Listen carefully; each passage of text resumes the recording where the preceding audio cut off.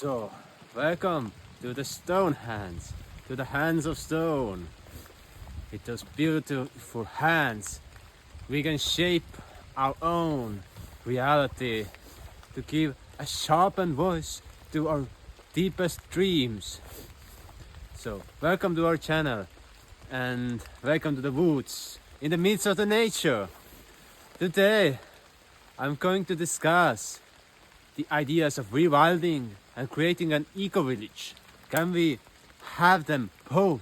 Can we combine them? Can we have them together? Or is it just a mere dream? How ecological a person or a union of people can be? That is the question. To be or not to be?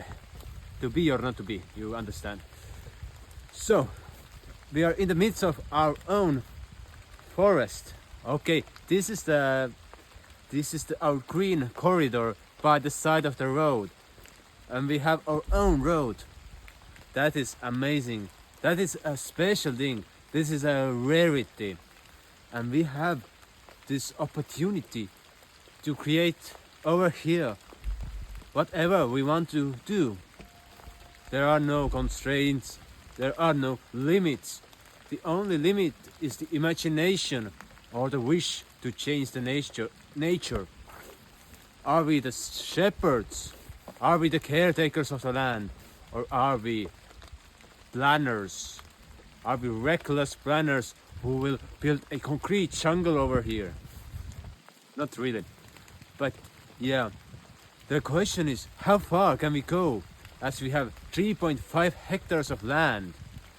And we have our own house back there, which looks like a Pokemon ball, like red and white. So, and we have 3 hectares of field and 5,000 square meters of a habitat land. So, and we have one foundation there, but we have this dream of building around 5 to 6 houses on our field. And it's an old field. It's like it has not been used for 60 to 100 years, and they used to have horses before 100 years ago. Our house is a converted horse stable, so that's awesome, really interesting thing. So we have this dream to have around 6 houses over here, a great dome building, 200 square meters. A gardener's shed, so a gardener could live here full time and be employed to create permaculture garden and a market garden. And we have another addition for the permaculture, and it is called electroculture. So these are some of the options. So maybe to build 4 smaller houses for something like 40 square meters and 2 larger 100 to 200 square meters, and give these houses with small plots of land with gardens to people to lend or to buy, and from there we can create a community, a commune of people that coexist on the plot of land, and we have this ability to purchase some more land over here, and then this kind of function. We don't want to be crowded up against each other. We want to have space. This is our vision. So we could buy some more land over here and to create a sparsely habitated eco-village that all the inhabitants have around 5,000 square meters to 1 hectare of land where they can cultivate and do whatever they wish. But then we have this field, and we don't want to ruin the field. We want to keep it as it was. We want to give a space for this whole place to be a wilderness, to rewild. We have some woodlands also here, and we are in a country where there is a lot of woodlands.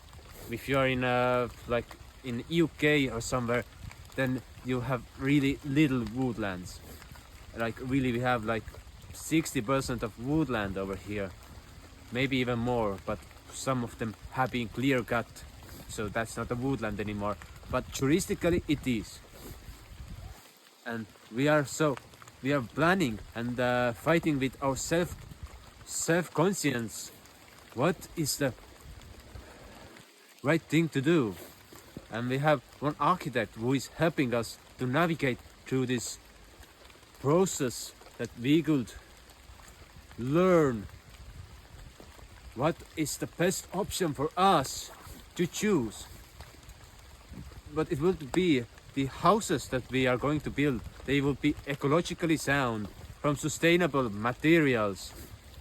And this is one thing that annoys me, that people are striving for the passive house at the moment in many places, but we are striving for an ecologically sound passive house.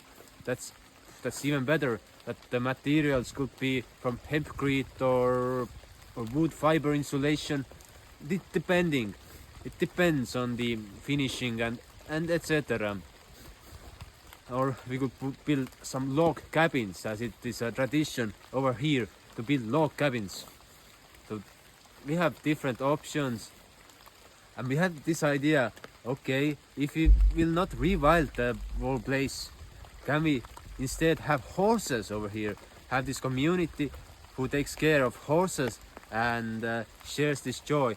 And we have this dream that more people could come nearby to the other plots that are on sale nearby, so we could have a more like a village, you know. Like usually people, when they hear that you have eco-village or community, then it's a small place, just few buildings and people cramped up. But we would like to see a result of many tens or hundreds of families living like in the Findhorn, for example, in Scotland.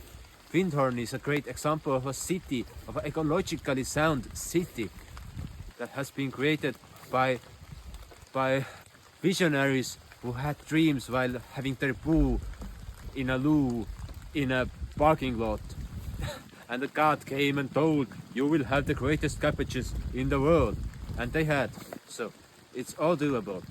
It depends how we are going to do it. And that's the journey. Hopefully we will be able to navigate the whole process fluently and to create value to the people who will come here. So our main objectives would be a garden here, permaculture and electroculture garden, then maybe horses or rewilding the nature. It depends. And the third thing would be of having ecological housing, ecological houses, and we all can live in peace.